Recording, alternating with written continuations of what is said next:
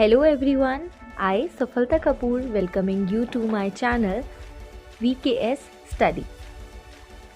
इस वीडियो में हम इंडस वैली सिविलाइजेशन को डिस्कस करने वाले हैं। तो आइए लेट्स स्टार्ट द वीडियो। अब आगे वीडियो में हम कुछ इम्पॉर्टेंट बिल्डिंग्स देख लेते हैं। सबसे इम्पॉर्टेंट बिल्डिंग जो हमको मोहनजोदारो से मिलती है दैट इज़ ग्रेट बाथ। ये ग्रेट बाथ सिटाडेल वाले पार्ट पे बन रखा था। Basically this great bath is a water tank. ये वाटर टैंक था जो कि एक स्विमिंग पूल की तरह था। इसके दोनों एंड्स पर अपोजिट साइड्स पे स्टेयर्स बन रखी थी। स्टेयर्स से नीचे उतर के इसका बेस था और ये जो बेस था ये बर्न्ट ब्रिक से बन रखा था। इसके चारों साइड में वरांडास थे, गैलरी सो कॉल्ड, और साथ ही में रूम्स भी बन रखे थे। रूम्स के बीचों बीच एक वेल बन रखा था जो ये शो करता है कि यहाँ वेल से पानी निकाल कर ये वाटर टैंक में फिल किया जाता था। ये वाटर टैंक या फिर ये ग्रेट बाथ 12 मीटर लॉन्ग था, 7 मीटर वाइड था और 2.5 मीटर डीप था। और ये रिचुअलिस्टिक बात के लिए एज अ रिचुअलिस्टिक, और ऐसा माना जाता है कि ये एज अ रिचुअलिस्टिक बात के लिए बहुत इम्पॉर्टेंट था। ग्रेट बाथ के बाद जो हमको नेक्स्ट इम्पॉर्टेंट बिल्डिंग मिलती है दैट इज़ ग्रेट ग्रैंडरी। ये ग्रेट ग्रैंडरी भी हमको मोहनजोदारो से मिलती है। ग्रेट बाथ के पास ही हमको ग्रेट ग्रैंडरी मिलती है। ये ग्रेट ग्रैंडरी लार्जेस्ट बिल्डिंग मानी जाती है। बेसिकली ग्रैंडरी क्या होती है? ग्रैंडरी एक ऐसी जगह जहाँ पे हम कोई भी सामान, कोई भी grains, food grain specifically store करके रखते हैं। जैसे हमारे घर के स्टोर रूम्स, तो अपने घर के स्टोर रूम्स में हम लोग कुछ भी सामान जो होता है वो रखते हैं, स्टोर करके रखते हैं। तो वैसे ही हम लोग या फिर यहाँ के लोग ग्रेट ग्रैंडरी में सामान स्टोर करके रखा करते थे। और क्यों स्टोर करके रखा करते थे? फॉर द डिफ़िकल्ट टाइम, कि आगे आने वाले टाइम में कुछ भी हो सकता है, तो सरप्लस में कोई ना कोई कुछ ना कुछ ऐसी चीज़ स्टोर हो रखनी चाहिए। जस्ट लाइक हम एज अ सेविंग्स रखते हैं कि सेविंग्स हम किस लिए रखते हैं, ताकि हमको नीड आने पर उसका हम यूज़ कर सके। तो वैसे ही ये लोग ग्रैंडरी में फ्रूट वगैरह स्टोर करके रखा करते थे, फूड ग्रेन स्टोर करके रखा करते थे। ये ग्रेट ग्रैंडरी पूरी ऐसा माना जाता है कि वुड की बन रखी थी, वुडन स्ट्रक्चर था इसका। इसके बाद जो नेक्स्ट इम्पॉर्टेंट हमको बिल्डिंग मिलती है that is multi pillared assembly hall. ये सिटाडेल के साउथ वाले पार्ट में मिल जाता है। आइए अब हम कुछ इम्पॉर्टेंट सील्स के बारे में देख लेते हैं। फर्स्ट सील जो हम बहुत इम्पॉर्टेंट मानी जाती है हड़प्पन सिविलाइजेशन में that is the Pashupati seal. Pashupati seal में क्या है, एक सील एक्चुअली होती क्या है? तो सील मतलब कि कोई स्टैम्प हो गया, मोहर हो गई, ठीक है। जैसे जब हम कोई मोहर या स्टैम्प किसी चीज़ पे पंच करते हैं तो उसका वही वो छप जाती है कहीं पे, ठीक है। तो इस टाइप की हमको एक स्टैम्प मिलती है जिसपे क्या बन रखा होता है, एक ह्यूमन फिगर बन रखी होती है, और ये ह्यूमन फिगर लॉर्ड शिवा को डिपिक्ट करती है। लॉर्ड शिवा इस पशुपति सील में एक योगिक पोस्चर में शो किए गए हैं और इनके चारों साइड एनिमल्स दिखाए गए हैं। 2 डियर उनके फुट के पास बैठ रखे हैं, ठीक है। Then rhino, buffalo, tiger, elephant, ये सब उनके आसपास सराउंडिंग्स में दिखाए गए हैं। उसके बाद जो नेक्स्ट इम्पॉर्टेंट हम सील देखते हैं that is unicorn seal. Unicorn seal में यूनिकॉर्न दिखाया गया है जिसका जो हॉर्न है वो बाहर की तरफ निकल रखा है। अब हम ये देख लेते हैं कि ये लोग ना पूजा किसकी करते थे, वर्शिप किसकी करते थे। तो बेसिकली अभी हमने पशुपति नाथ की सील देखी है, तो इस सील से ये डिपिक्ट होता है कि ये लोग लॉर्ड शिवा को बहुत ज़्यादा मानते थे, उनकी पूजा करते थे। उसके बाद मदर गॉडेस की ये लोग पूजा करते थे, और तीसरी चीज़ ये लोग ट्रीज़ की, एनिमल्स की, इन सब की भी पूजा किया करते थे, इन सब में भी बिलीव किया करते थे। उसके बाद यहाँ के लोगों की हम इकोनॉमिक लाइफ देख लेते हैं। इकोनॉमिक लाइफ में सबसे पहले हम देखते हैं कि इनका मेन ऑक्यूपेशन क्या था। जैसे कि आज के टाइम पे हम लोगों को पैसा कमाना है, तो पैसा हम अलग अलग ऑक्यूपेशंस के थ्रू कमा रहे हैं। कोई टीचर है, कोई डॉक्टर है, कोई बिजनेसमैन है।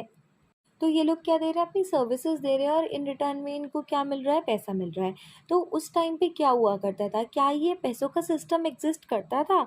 नहीं, ऐसा सिस्टम नहीं था। पहले के टाइम पे हमको बार्टर सिस्टम मिलता है। बार्टर सिस्टम क्या होता है, the medium of exchange. Medium of exchange मतलब जैसे कि मेरे पास दाल है और किसी और के पास चावल है, तो मेरे पास जो एक्स्ट्रा दाल है वो मैं किसी और को दे दूंगी, और किसी और के पास एक्स्ट्रा चावल होंगे तो वो मुझे दे देगा। तो ये this is called the medium of exchange और द बार्टर सिस्टम। तो यहाँ पे लोगों का मेन ऑक्यूपेशन क्या था, एग्रीकल्चर। सी इंडिया ना स्टार्टिंग से ही एक एग्रीकल्चरल कंट्री रही है, ठीक है। धीरे धीरे धीरे डेवलपमेंट हुआ, तो आज भी एग्रीकल्चर बहुत ज़्यादा लेवल पे, बहुत बड़े लेवल पे प्रैक्टिस किया जाता है। लेकिन आज के टाइम पे और भी अलग अलग प्रोफेशंस हैं। लेकिन पहले के टाइम पे या इंडस वैली सिविलाइजेशन के टाइम पे एग्रीकल्चर एक बहुत बड़ा लेवल पे प्रैक्टिस किया जाता था, मतलब मोस्टली यही प्रैक्टिस किया जाता था। उसके बाद यहाँ पे वीट, बार्ले, ये सब ग्रो की जाती थी, उगाई जाती थी। नेक्स्ट देख लेते हैं ट्रेड। ट्रेड मतलब क्या होता है, व्यापार। तो क्या ये किसी कंट्री से ट्रेड करते थे, व्यापार करते थे, बिजनेस करते थे? डेफिनेटली सी बात है, हमको यहाँ पे एविडेंस मिलते हैं कि ये लोग सेंट्रल एशिया से स्टोन्स मंगवाया करते थे, प्रीशियस स्टोन्स मंगवाया करते थे। कॉपर मंगवाया जाता था राजस्थान से, और कर्नाटका से गोल्ड। और इंडस वैली सिविलाइजेशन में ना सुमेरियन सिविलाइजेशन की, सुमेरियन सिविलाइजेशन मतलब मेसोपोटामियन सिविलाइजेशन की बहुत सारे अलग अलग ऑब्जेक्ट्स पाए जाते हैं।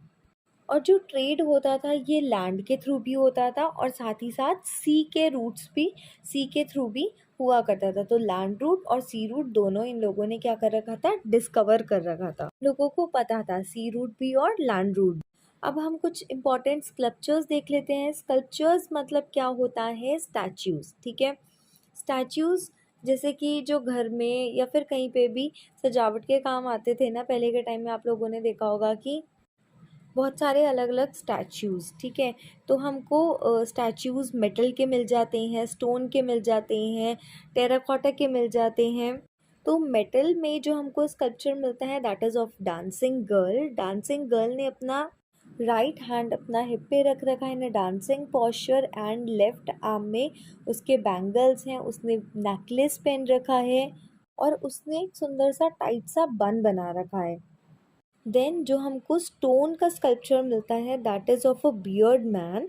बियर्ड मैन, उसके बाद हमको एक मेल टॉर्सो मिल जाता है, ये भी स्टोन का है, ठीक है।